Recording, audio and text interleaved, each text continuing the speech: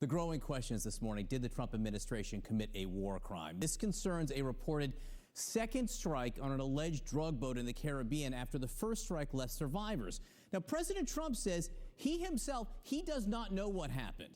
But the president says that Defense Secretary Pete Hegseth says he did not want them. Those were the president's exact words. Now, the reports have led to a bipartisan backlash on Capitol Hill, with Republican-led committees in both the House and Senate now opening investigations. Let's get right to CNN Chief National Security Analyst Jim Sciutto for the latest. Again, I was struck by the fact that President Trump says, I don't know what happened, and Pete said he didn't want them. So what do we know about what actually happened?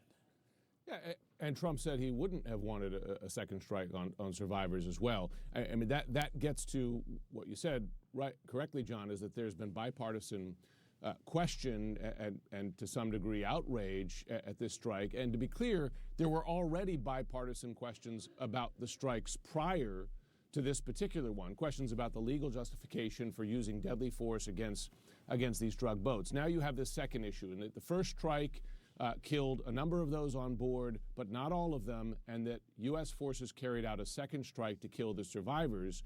That's key, because the law of war is such that not only do you not kill the wounded or the survivors of a strike, but you have some obligation to give them medical care.